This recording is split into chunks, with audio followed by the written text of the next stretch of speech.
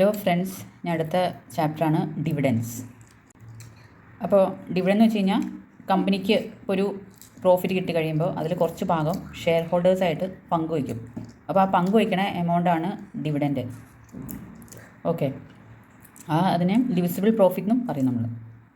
പിന്നെ ഗുഡ് പേ out company എന്ന് വെച്ച് കഴിഞ്ഞാൽ കമ്പനീസ് അവരുടെ പ്രോഫിറ്റ് കിട്ടി കഴിയുമ്പോൾ 3/4 ഭാഗം ഡിവിഡൻ്റായിട്ട് കൊടുക്കും ഷെയർ ഹോൾഡേഴ്സിന്. അതിനാണ് ഗുഡ് പേ out company. Bad pay out company എന്ന് വെച്ച് കഴിഞ്ഞാൽ ചില കമ്പനീസൊക്കെ ആ പ്രോഫിറ്റിൻ്റെ 3/4 ഭാഗം റിസർവ്സായിട്ട് വയ്ക്കും, ഇനി റിസർവ്സിലോട്ട് ട്രാൻസ്ഫർ ചെയ്യും. അപ്പോൾ അതിനാണ് നമ്മൾ bad pay out company. Dividend ക്യാപിറ്റലിൽ നിന്ന് എടുത്ത് കൊടുക്കാൻ പാടില്ല. ഒന്നല്ലെങ്കിൽ അത് റിസർവ്സിൽ നിന്നോ അല്ലെങ്കിൽ പ്രോഫിറ്റിൽ നിന്ന് എടുത്ത് കൊടുക്കാം. ഡിവിഡൻറ്റ് സാധാരണ കാൽക്കുലേറ്റ് ചെയ്യുന്നത് ഷെയർസിൻ്റെ ഫേസ് വാല്യൂ നിന്നാണ്. ഓക്കെ, ഒരു പെർസെൻറ്റേജ് വെച്ചിട്ടാണ് പിന്നെ അത് ഡിവിഡൻറ്റ് ഡിക്ലെയർ ചെയ്യുന്നത്. പിന്നെ ഈ പറയുന്ന കമ്പനീസിൽ, അതായത് ഡെപ്പോസിറ്റ് സ്വീകരിച്ച് കറക്റ്റ് സമയത്ത് അതിൻ്റെ ഇൻട്രസ്റ്റും ഡെപ്പോസിറ്റ് എമൗണ്ട് തിരിച്ച് റീപേ ചെയ്യാത്ത കമ്പനീസ് ഉണ്ടല്ലോ, അവർക്ക് ഡിവിഡൻറ്റ് ഡിക്ലെയർ ചെയ്യാൻ പറ്റില്ല. ഡിവിഡൻറ്റ് പ്രഖ്യാപിക്കുന്നത് ഒരു കമ്പനീനെ സംബന്ധിച്ചൊരു ഓപ്ഷണൽ കാര്യമാണ്, അത് നിർബന്ധമില്ല. പക്ഷേ ഒരു പ്രാവശ്യം ഡിക്ലെയർ ചെയ്ത ഡിവിഡൻറ്റ് എന്തായാലും ഷെയർ ഹോൾഡേഴ്സിന് കൊടുത്തിരിക്കണം, അത് കമ്പൽസറിയാണ്. അപ്പോൾ ഡിക്ലെയർ ചെയ്ത ഡിവിഡൻറ്റ് അത് ക്യാൻസൽ ചെയ്യാനും പറ്റില്ല. പിന്നെ ഡിവിഡൻറ്റ് എപ്പോഴും ക്യാഷായിട്ട് മാത്രമേ നമുക്ക് കൊടുക്കാൻ പറ്റുള്ളൂ. നമ്മുടെ സ്റ്റഡി മെറ്റീരിയലിൽ 2 ടൈപ്സ് ഓഫ് ഡിവിഡൻറ്റിനെ പറ്റിയാണ് ഡിസ്കസ് ചെയ്യുന്നത്. ഒരെണ്ണം എൻറ്ററിം ഡിവിഡൻറ്റും ഒരെണ്ണം ഫൈനൽ ഡിവിഡൻറ്റും. അപ്പോൾ നോക്കാം. എൻറ്ററിം ഡിവിഡൻറ്റ് സിമ്പിളായിട്ട് പറയുകയാണെങ്കിൽ വർഷത്തിനിടയിൽ കമ്പനിക്ക് ഇപ്പോൾ ലാഭം ഉണ്ടായി. അപ്പോൾ ബോർഡ് ഓഫ് ഡയറക്ടേഴ്സ് തോന്നുവാണ് നമുക്കെന്നാൽ ഈ വർഷം ഡിവിഡൻറ്റ് പ്രഖ്യാപിക്കാം. ആ ടൈപ്പ് ഓഫ് ഡിവിഡൻറ്റാണ് നമ്മൾ എൻറ്ററിം ഡിവിഡൻറ്റ് എന്ന് പറയുന്നത്. ഓക്കെ, അതൊക്കെ ശരിക്കും പറഞ്ഞൊരു ഫിനാൻഷ്യൽ സ്റ്റേറ്റ്മെൻറ്റ്സ് ഒക്കെ ഫൈനലൈസ് ചെയ്യണേക്കാളും മുമ്പ് ഡിക്ലെയർ ചെയ്യുന്ന ഡിവിഡൻ്റാണ് എൻറ്ററിം ഡിവിഡൻറ്റ്. അപ്പോൾ ഇങ്ങനെ ഡിക്ലെയർ ചെയ്യുന്ന ഡിവിഡൻറ്റ് എപ്പോഴും ലോവർ റേറ്റ് ആയിരിക്കും. പിന്നെ ബോർഡ് ഓഫ് ഡയറക്ടേഴ്സാണ് ഇത് ഡിക്ലെയർ ചെയ്യുന്നത്. അപ്പോൾ ഷെയർ ഹോൾഡേഴ്സിൻ്റെ അപ്രൂവലൊന്നും അതിനാവശ്യമില്ല. ഇതൊരു ഫിനാൻഷ്യൽ ഇയർ അവസാനിക്കുന്നതിന് മുമ്പ് ഡിക്ലെയർ ചെയ്യണം. അതായത് ഒരു ഫിനാൻഷ്യൽ ഇയറിൻ്റെ ഇടയിലാണ് ഇത് ഡിക്ലെയർ ചെയ്യണത്. ഓക്കെ, അപ്പോൾ അതുമാത്രമല്ല, ഇത് നമുക്ക് ക്യാൻസൽ ചെയ്യാൻ പറ്റുന്ന ഡിവിഡൻറ്റും കൂടിയാണ്.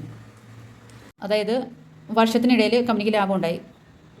അപ്പോൾ ഞാൻ പറഞ്ഞല്ലോ, ബോർഡ് ഓഫ് ഡയറക്ടേഴ്സ് ഷെയർ ഹോൾഡേഴ്സിൻ്റെ അടുത്ത് ചോദിക്കാതെ തന്നെ എന്നാൽ ഈ വർഷം നമുക്ക് ഡിവിഡൻറ്റ് ഡിക്ലെയർ ചെയ്യാം, ഇൻറ്ററിം ഡിവിഡൻറ്റ് ഡിക്ലെയർ ചെയ്യാം എന്നുള്ള രീതിയിൽ അവർ തീരുമാനിച്ചു. അതുകൊണ്ട് ഒരു കുറച്ച് മാസം കഴിഞ്ഞപ്പോഴേക്കും കമ്പനിക്ക് മോശം ഫിനാൻഷ്യൽ പൊസിഷൻ ഉണ്ടായി. അപ്പോൾ വേണമെങ്കിൽ ഈ കമ്പനിക്ക് എന്താ, ഈ ഡിക്ലെയർ ചെയ്ത ഡിവിഡൻറ്റ് പിൻവലിക്കാൻ പറ്റും, അതായത് ക്യാൻസൽ ചെയ്യാൻ പറ്റും. പിന്നെ എൻറ്ററിം ഡിവിഡൻറ്റ് നമ്മൾ എടുത്തു കൊടുക്കുന്നത് ഒന്നല്ലെങ്കിൽ കറണ്ട് ഇയർ പ്രോഫിറ്റിൽ നിന്നോ അല്ലെങ്കിൽ പ്രീവിയസ് ഇയർ പ്രോഫിറ്റ് റിസർവ്സിൽ നിന്നായിരിക്കും നമ്മൾ എടുത്തു കൊടുക്കുന്നത്. പിന്നെ ഈ ഡിവിഡൻറ്റ് ഈ ആനുവൽ ജനറൽ മീറ്റിങ്ങിലല്ലോ നമ്മൾ പ്രഖ്യാപിക്കുന്നതും, ഷെയർ ഹോൾഡേഴ്സിൻ്റെ അപ്രൂവലിൻ്റെ ആവശ്യമൊന്നുമില്ലല്ലോ.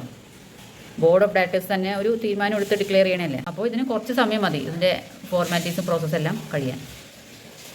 ഓക്കെ, അപ്പോൾ ഇത്രേ ഉള്ളൂ ഇൻറ്ററിം ഡിവിഡൻറ്റ്. ഇനി അടുത്തത് ഫൈനൽ ഡിവിഡൻറ്റ്. ഫൈനൽ ഡിവിഡൻറ്റ് സിമ്പിളായിട്ട് പറയുകയാണെങ്കിൽ ഇപ്പോൾ ഒരു വർഷം അവസാനിച്ച് കഴിയുമ്പോൾ, അതായത് ഫിനാൻഷ്യൽ ഇയർ അവസാനിച്ച് കഴിയുമ്പോൾ അക്കൗണ്ട്സൊക്കെ ഫൈനലൈസ് ചെയ്യും. ഓക്കെ, അതിനുശേഷം ഒരു ആനുവൽ ജനറൽ മീറ്റിംഗ് വിളിച്ചു കൂട്ടും. അതിൻ്റെ അകത്ത് ബോർഡ് ഓഫ് ഡയറക്ടേഴ്സ് ഷെയർ ഹോൾഡേഴ്സിൻ്റെ അകത്ത് റെക്കമെൻഡ് ചെയ്യും, ഈ വർഷം നമുക്ക് ഡിവിഡൻറ്റ് ഡിക്ലെയർ ചെയ്യാം അങ്ങനെ പറഞ്ഞിട്ടുണ്ട്. അപ്പോൾ ഷെയർ ഹോൾഡേഴ്സ് അത് കേട്ടിട്ട് അപ്രൂവ് ചെയ്ത് അങ്ങനെ ഡിക്ലെയർ ചെയ്യുന്ന ഡിവിഡൻ്റാണ് ഈ ഫൈനൽ ഡിവിഡൻറ്റ്. ഈ ഫൈനൽ ഡിവിഡൻറ്റിന് കുറച്ചും കൂടി ഹയർ റേറ്റ് ആയിരിക്കും നമ്മൾ ഇൻറ്ററിം ഡിവിഡൻറ്റ് വെച്ച് കമ്പയർ ചെയ്യുമ്പോൾ. പിന്നെ ഇത് AGMലാണ് ഇത് ഡിക്ലെയർ ചെയ്തത്, അപ്പോൾ അതുകൊണ്ട് ഇത് ക്യാൻസൽ ചെയ്യാൻ പറ്റില്ല നമുക്ക്. പിന്നെ ഫിനാൻഷ്യൽ ഇയർ അവസാനിച്ച ശേഷമാണ് ഇത് ഈ ഡിവിഡൻറ്റ് നമ്മൾ കൊടുക്കുന്നത്.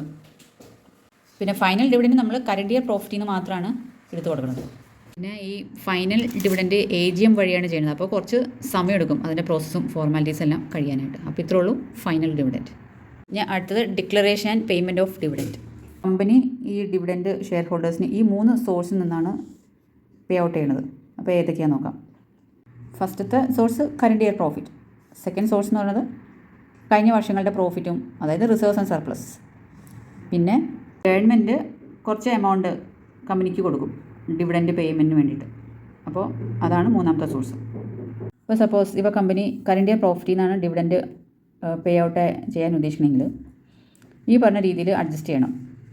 പ്രോഫിറ്റിൻ്റെ കൂടെ കഴിഞ്ഞ വർഷങ്ങളിൽ എന്തെങ്കിലും ലോസസ് ഉണ്ടെങ്കിൽ അത് നമ്മൾ കുറയ്ക്കണം. അക്യുമുലേറ്റഡ് ഡിപ്രിസിയേഷൻ ഉണ്ടെങ്കിൽ അത് കുറയ്ക്കണം. എന്നിട്ട് ബാലൻസ് പ്രോഫിറ്റ് കിട്ടും. ആ പ്രോഫിറ്റിൽ നിന്നായിരിക്കണം ഡിവിഡൻറ്റ് പേ ഔട്ട് ചെയ്യേണ്ടത്. ഓക്കെ, വേറൊരു കേസിൽ കമ്പനി പ്രീവിയസ് ഇയേഴ്സ് പ്രോഫിറ്റ്, അതായത് റിസർവ്സ് ആൻഡ് സർപ്ലസിൽ നിന്ന് എടുത്തിട്ടാണ് ഡിവിഡൻഡ് പേ ഔട്ട് ചെയ്യാൻ ഉദ്ദേശിക്കണമെങ്കിൽ ഈ പറഞ്ഞ കണ്ടീഷൻസ് സാറ്റിസ്ഫൈ ചെയ്യണം. ഏതൊക്കെ കണ്ടീഷൻസ് നോക്കാം.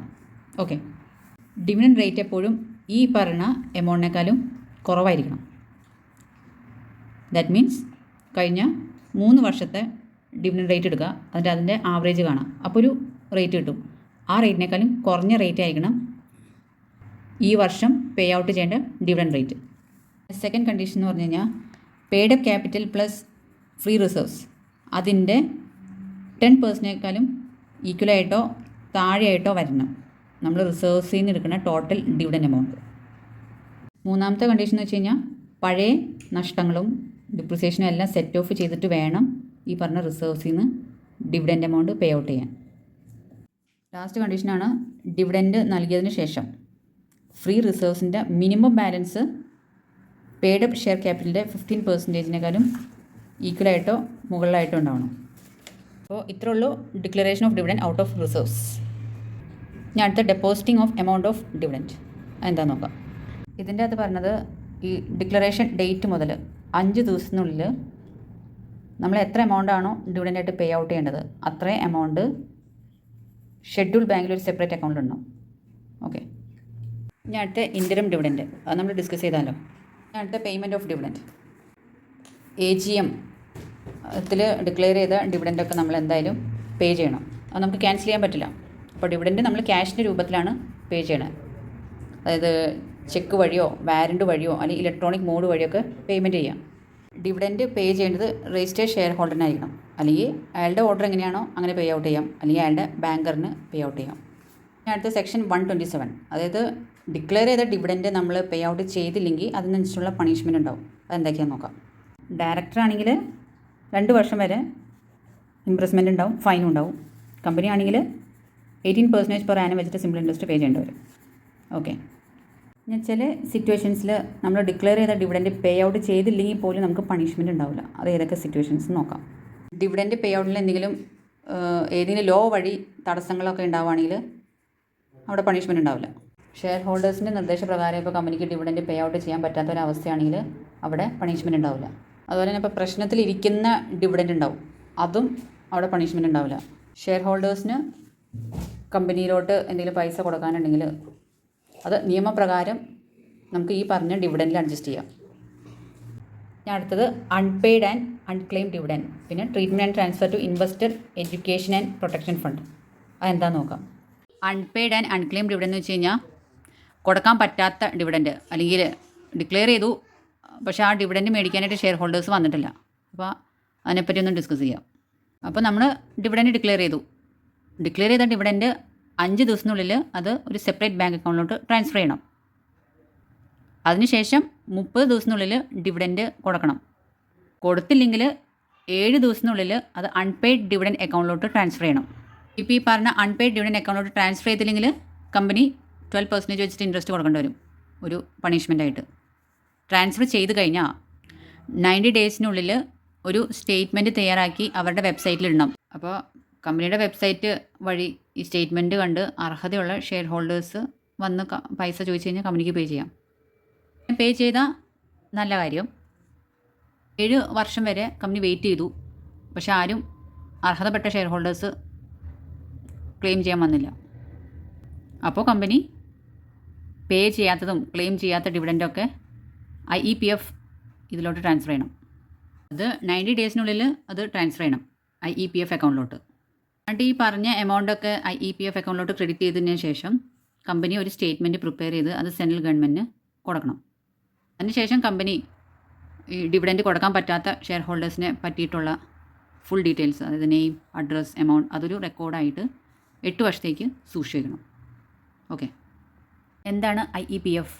ഇൻവെസ്റ്റർ എഡ്യൂക്കേഷൻ ആൻഡ് പ്രൊട്ടക്ഷൻ ഫണ്ടാണ്. ഇത് കൈകാര്യം ചെയ്യുന്നത് IEPF കമ്മിറ്റിയാണ്. ഈ കമ്മിറ്റീനെ രൂപീകരിച്ചേക്കുന്നതും മാനേജ് ചെയ്യുന്നതും സെൻട്രൽ ഗവൺമെൻറ്റാണ്. അപ്പോൾ ഈ കമ്മിറ്റിയിൽ ചെയർമാൻ ഉണ്ട്, CEO ഉണ്ട്, പിന്നെ 7 മെമ്പേഴ്സ് ഉണ്ട്. ഇവരുടെ മെയിൻ ഫംഗ്ഷൻ എന്ന് വെച്ച് കഴിഞ്ഞാൽ ഈ പറഞ്ഞ IEPF ഫണ്ടിനെ അഡ്മിനിസ്ട്രേഷൻ ചെയ്യുന്നതും ഈ പറഞ്ഞ അക്കൗണ്ട്സൊക്കെ മെയിൻറ്റെയിൻ ചെയ്യുന്നതും ഇവരുടെ ഡ്യൂട്ടിപ്പെട്ട കാര്യമാണ്. അടുത്ത സോഴ്സസ് ഓഫ് IEPF, അതായത് ഈ അക്കൗണ്ടിലോട്ട് എങ്ങനെയാണ് പൈസ വന്നതെന്ന്. Government grant, government donation, unpaid dividend account, income from investment made from IEPF, application money, matured deposit, matured debentures, sale of fraction shares, amount received as penalty, accrued interest, redemption of preference shares, unclaim, amount of government general revenue account. അപ്പോൾ ഈ പറയുന്ന വഴിക്കാണ് IPF അക്കൗണ്ടിലോട്ട് പൈസ കയറുന്നത്. Okay, ഞാൻ അടുത്ത IEPF അക്കൗണ്ടിൽ നിന്നുള്ള പൈസ എങ്ങനെയൊക്കെയാണ് യൂട്ടിലൈസ് ചെയ്യണമെന്ന് നോക്കാം. Refund of unclaim money, promotion of investors education awareness and protection, reimbursement of legal expenses, distribution of any disgorged amount among eligible applicants who have suffered losses due to wrong actions by any person. അപ്പോൾ ഈ പ്രകാരമാണ് IEPF അക്കൗണ്ടിൽ നിന്ന് പൈസ നമ്മൾ utilise ചെയ്യുന്നത്. അപ്പോൾ ഇത്രേ ഉള്ളൂ ഈ ചാപ്റ്റർ. അപ്പോൾ എല്ലാം കവർ ചെയ്തിട്ടുണ്ട്. ഓക്കെ, ഇതൊക്കെ ജസ്റ്റ് ഒന്ന് റീഡ് വൺസ് ആൻഡ് ലീവ് കാറ്റഗറിയാണ്.